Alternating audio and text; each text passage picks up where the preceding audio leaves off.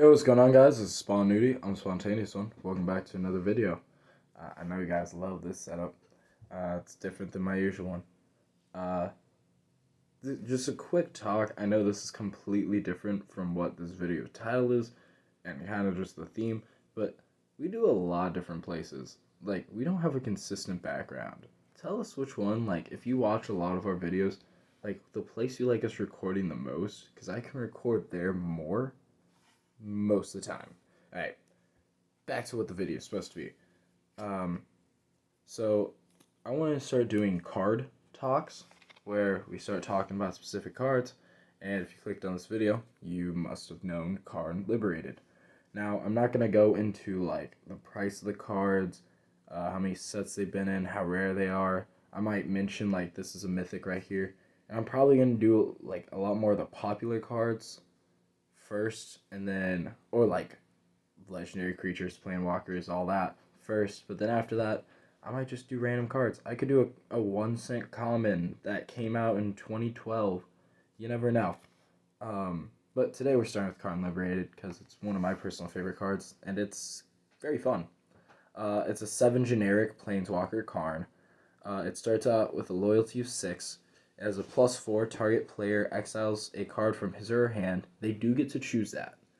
-3, exile target permanent. -14, restart the game.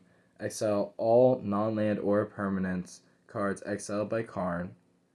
You leave them in. You don't like re-exile them.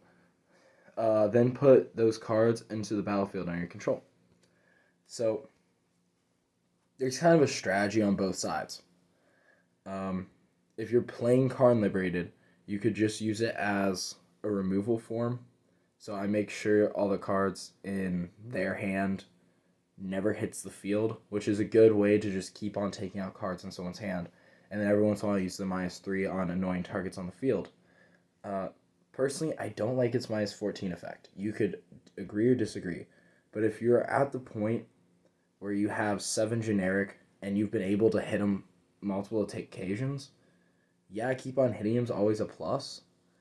But if you're at that point, it's kind of like, why do it if you're either at a standstill or better than your opponent's field position? Now, if you're at a standstill, hitting the -14 isn't a bad effect. But if you are in an advantageous position, it might not be worth doing. I do love the art of Karn, by the way. It is one of my favorite Planeswalkers, if not all cards' arts. He can be splashed in any deck. Being 7 generic, I would suggest something that has a good mana value.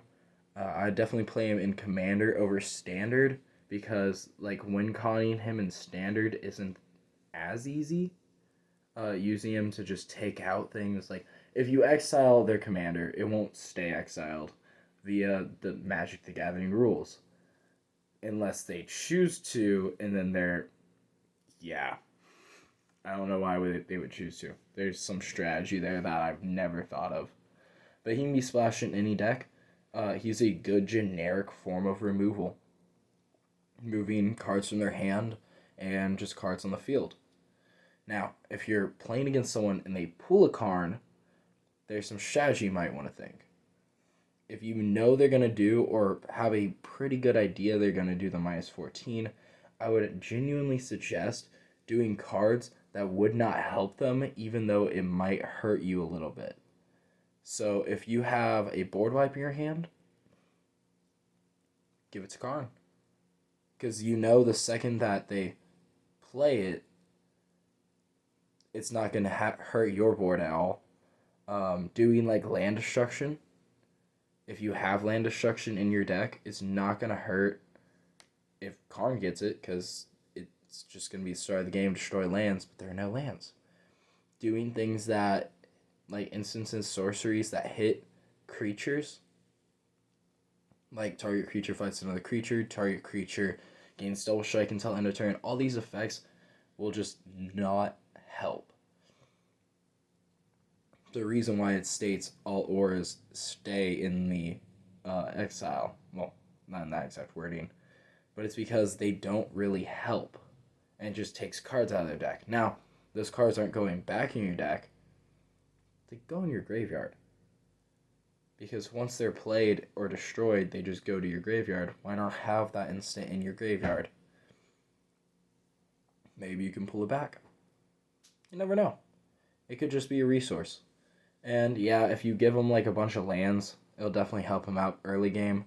It won't help them out later game, as compared to if you give them like a big creature, they'll just be smacking with it all game.